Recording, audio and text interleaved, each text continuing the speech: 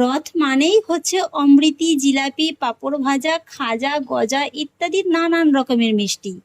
এই মিষ্টিগুলো না খেলে যেন রথের মেলাটাই একেবারে অসম্পূর্ণ থেকে যায়। তো বন্ধুরা, বাইরে থেকে অস্বাস্থ্যকর খাবার না কিনে বাড়িতেই যদি একদম দোকানের মতো স্বাস্থ্যকর খাবার বানানো যায়, তাহলে আর বাইরে থেকে কেনই বা কিনে খেতে হবে। বাড়িতে বসেই তৈরি করুন এরকম মুচমুচে রসালো অমৃতি রেসিপি। নমস্কার বন্ধুরা, অনুভার রান্নাঘরে সবাইকে স্বাগত জানাচ্ছি। আমার আজকের রেসিপি একদম দোকানের মতো মুচমুচে রসালো অমৃতি মিষ্টি রেসিপি। এই মিষ্টিটা দেখতে যতটা না কঠিন, বানানো কিন্তু ততটাই সহজ। খুবই অল্প উপকরণে কিন্তু তৈরি হয়ে যায়।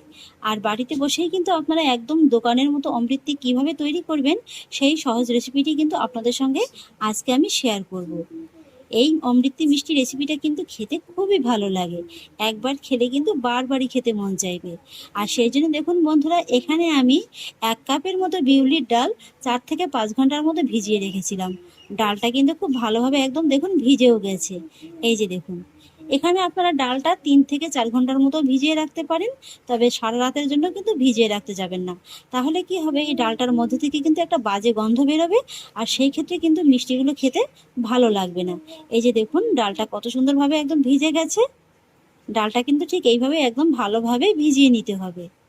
আর ডালটাকে কিন্তু আমি খুব ভালোভাবে ধুয়ে পরিষ্কার করে নিয়েছি। এবার আমি এই ডালটাকে পেস্ট করে নেব, আর সেই জন্য দেখুন একটা মিক্সার জার নিয়ে নিয়েছি। আর এই জারের মধ্যে কিন্তু এবার আমি ডালটাকে দিয়ে দেব।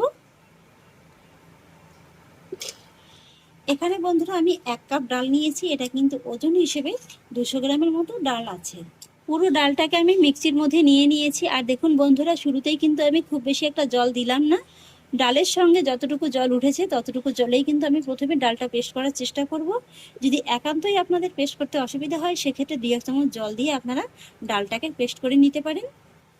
এই যে দেখুন বন্ধুরা, পরে আরেকটু সামান্য জল দিয়ে কিন্তু সময় নিয়ে ডালটাকে আমি খুব ভালোভাবে এইভাবে পেস্ট করে নিয়েছি। এইভাবেই কিন্তু একদম ডালটাকে স্মুথলি পেস্ট করে নিতে হবে। এই যে দেখুন, এখানে আপনারা ডালটা যত পেস্ট করতে থাকবেন ততটাই কিন্তু শুকাতে থাকবে, আর তখনই কিন্তু আপনারা অল্প অল্প করে জল দিয়ে ডালটাকে এইভাবে একটু মোটা করে পেস্ট করে নেবেন।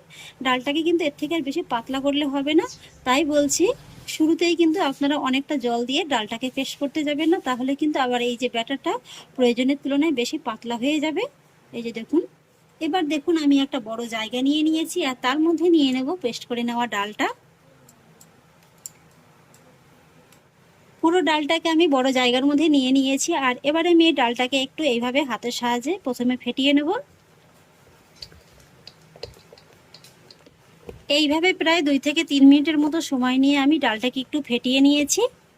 আর এবারে আমি ফেটিয়ে নেওয়া ডালের মধ্যে অ্যাড করব খুবই সামান্য একটু লবণ, আর তারপরে অ্যাড করব সামান্য একটুখানি বেকিং পাউডার। এখানে আমি 1 চা চামচের 4-এর 1 ভাগ মতো বেকিং পাউডারটা নিয়ে নিয়েছি। আর এবার লবণ আর বেকিং পাউডারটাকে একটু ভালোভাবে এর সঙ্গে মিশিয়ে নেব। আর তারপর কিন্তু ফাইনালি এই ডালটাকে আমি খুব ভালোভাবে ফেটিয়ে নেব। এইভাবে কিন্তু অবশ্যই বন্ধুরা ডালটাকে খুব ভালোভাবে ফেটিয়ে নিতে হবে। এটাকে আপনারা যত ভালোভাবে ফেটাতে পারবেন অমৃতি মিষ্টিগুলো কিন্তু ততটাই ভালো হবে। আর এটা ফেটাতে ফেটাতে দেখতে পাবেন যে এর কালারটাও কিন্তু একদম চেঞ্জ হয়ে গেছে, একদম সাদা হয়ে গেছে, আর একদম কিন্তু হালকাও হয়ে যাবে। এই যে দেখুন বন্ধুরা, আরও প্রায় 4 থেকে 5 মিনিটের মতো সময় নিয়ে কিন্তু ডালটিকে আমি ভালোভাবে ফেটিয়ে নিয়েছি। এই যে দেখুন, এটা কিন্তু এখন একদম মাখনের মতো হয়ে গেছে। এই যে দেখুন কত সুন্দর হয়েছে, আর কালারটাও দেখুন একদম কিন্তু চেঞ্জ হয়ে গেছে, সাদা হয়ে গেছে। আর এর ঘনত্বটা দেখুন ঠিক এমনই কিন্তু হতে হবে। এই যে দেখুন, আর এই ডালটা ঠিকঠাক মতো ফেটানো হয়েছে কিনা আপনাদের দেখিয়ে দিচ্ছি। হাতে এইভাবে অল্প একটু করে নিয়ে নেবেন, আর তারপর বাটির মধ্যে সামান্য একটু জল নিয়ে এইভাবে একটু সামান্য ব্যাটার দিয়ে দেখবেন। যদি দেখেন যে এইভাবে খুব সহজেই একদম ব্যাটারটা জলের উপরে ভেসে উঠেছে, তাহলেই বুঝবেন যে ব্যাটারটা একদম ঠিকঠাক মতো ফেটানো হয়ে গেছে। এই যে দেখুন, আমার ব্যাটারটা কিন্তু জলের উপরে খুব সুন্দরভাবে ভেসে উঠেছে। আর এবারে আমি এই ফেটিয়ে নেওয়া ডালের মধ্যে অ্যাড করব সামান্য একটু অরেঞ্জ ফুড কালার। তবে এটা কিন্তু সম্পূর্ণই অপশনাল, আপনাদের হাতের কাছে যদি না থাকে না দিলেও কোনো অসুবিধা নেই। আমি এখানে 2-1 ফোঁটার মতো দিয়ে দিলাম। এখানে আমি শুধুমাত্র দোকানের লুকটা আনার জন্যই কিন্তু ফুড কালারটা ব্যবহার করলাম। এটাতে কিন্তু স্বাদের কোনো হেরফের হবে না, তাই বলছি হাতের কাছে যদি না থাকে আপনারা না দিলেও কিন্তু কোনো অসুবিধা হবে না। এবার আমি ফুড কালারটাকে একটু ভালোভাবে মিশিয়ে নেব। ফুড কালারটাকেও আমি ভালোভাবে মিশিয়ে নিয়েছি। আর এবার দেখুন বন্ধুরা, আমি আজকের এই অমৃতি মিষ্টিগুলো এইভাবে পাইপিং ব্যাগের মধ্যে দিয়ে ভেজে নেব। আপনাদের হাতের কাছে যদি পাইপিং ব্যাগটা না থাকে, সেক্ষেত্রে কিন্তু আপনারা লবণের প্যাকেট, দুধের প্যাকেট কিংবা তেলের প্যাকেটও এই ব্যাটারটা ভরে নিয়ে তারপরে মিষ্টিগুলোকে ভেজে নিতে পারেন। এবার আমি তৈরি করে নেওয়া এই যে ডালের ব্যাটারটা পাইপিং ব্যাগের মধ্যে নিয়ে নেব।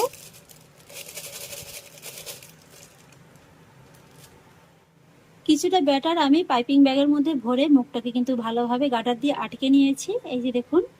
এবার বন্ধুরা, আমি অমৃতি মিষ্টিগুলো বানানোর জন্য একটা চিনি শিরা তৈরি করে নেবো। আর সেই জন্য একটা কড়াইয়ের মধ্যে নিয়ে নিচ্ছি যে কাপটা মেপে আমি ডালটা নিয়েছিলাম, সেই কাপেরই 1.5 কাপের মতো চিনি।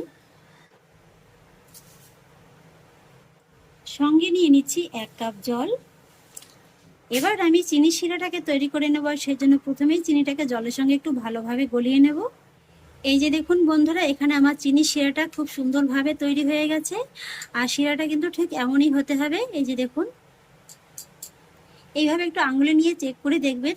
যদি দেখেন যে এরকম একটা হালকা তার হতে শুরু করেছে, এই যে দেখুন, পুরোপুরি কিন্তু একটা তার না, হালকা একটা তার, মানে তারটা হতে হতে কিন্তু আবার ছিঁড়ে যাচ্ছে, ঠিক এরকমই কিন্তু হতে হবে। শিরাটা খুব বেশি একেবারে মোটাও হবে না, আবার একেবারে কিন্তু পাতলাও হবে না। আর এবার আমি শিরার মধ্যে দিয়ে দেবো 4-5টির মতো ছোট এলাচ। আর সেই সঙ্গে দিয়ে দেবো সামান্য একটু অরেঞ্জ ফুড কালার। আর একই সঙ্গে দিয়ে দেবো সামান্য একটু লেবুর রস। এতে করে শিরাটা যখন পরে ঠান্ডা হয়ে যাবে, তখন কিন্তু আর ঘন হয়ে বসতে পারবে না। ব্যাস, সমস্ত কিছু আমার দেওয়া হয়ে গেছে। এবার আমি গ্যাসের ফ্লেমটাকে অফ করে দেবো। আর তারপরে সমস্ত কিছু আমি শিরার সঙ্গে একটু ভালোভাবে মিশিয়ে নেব। এখানে বন্ধুরা, শিরাটা যদি খুব বেশি ঘন হয়ে যায়, সেক্ষেত্রে কিন্তু এই শিরাটা মিষ্টির মধ্যে ভালোভাবে ঢুকতে চাইবে না। আবার একেবারেও যদি পাতলা থাকে, সেক্ষেত্রে কিন্তু মিষ্টিটা শিরা দেওয়ার সঙ্গে সঙ্গে একেবারে নরম হয়ে যাবে। এই যে দেখুন। আর এবারে আমি এই তৈরি করে নেওয়া শিরাটাকে ঢাকা চাপা দিয়ে একটা সাইডে রেখে দেব। আর এবার দেখুন বন্ধুরা, আমি এই অমৃতি মিষ্টিগুলোকে ভেজে নেবো। সেই জন্য একটা ফ্রাই প্যানে কিন্তু পর্যাপ্ত পরিমাণে সাদা তেল আমি গরম বসিয়ে দিয়েছি। আর সেই সঙ্গে কিন্তু একটা সান্তা হাতাও আমি তেলের মধ্যে ডুবিয়ে রেখেছি।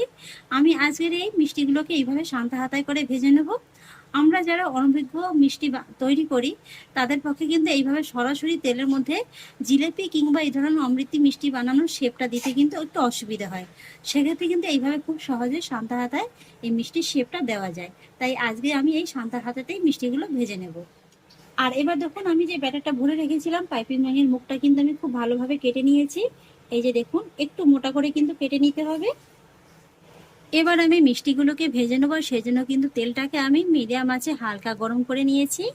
আর এই মিষ্টিগুলো ভাজার সময় কিন্তু গ্যাসের আঁচটাকে মিডিয়াম লোয়ের মাঝামাঝি রেখে ভেজে নিতে হবে।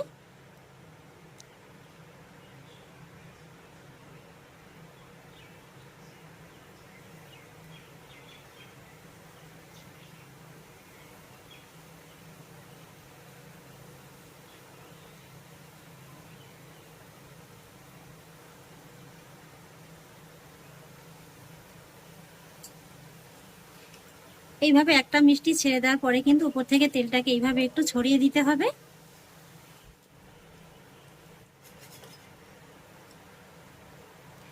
এই মিষ্টিটাকে এইভাবে একটু উল্টে দিতে হবে।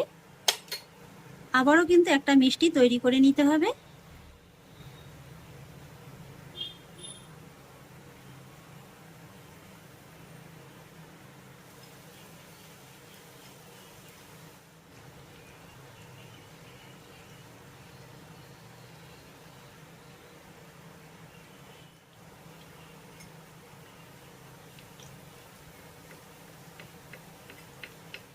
প্রথম মিষ্টিগুলো ভাজার সময় কিন্তু আমি মিষ্টির শেপটা খুব একটা ভালো দিতে পারিনি। এই যে দেখুন, আস্তে আস্তে কিন্তু মিষ্টির শেপটা সুন্দর হতে শুরু করেছে। এইভাবে শুরুর দিকেই যদি খুব একটা ভালো না হয়, দিতে দিতে কিন্তু মিষ্টিগুলো খুব সুন্দরভাবে তৈরি হবে।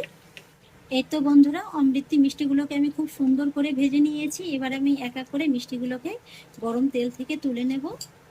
তেলটাকে কিন্তু খুব ভালোভাবে ঝরিয়ে নিতে হবে। তারপরে এই গরম গরম মিষ্টিগুলোকে হালকা গরম শিরার মধ্যে দিয়ে দিতে হবে।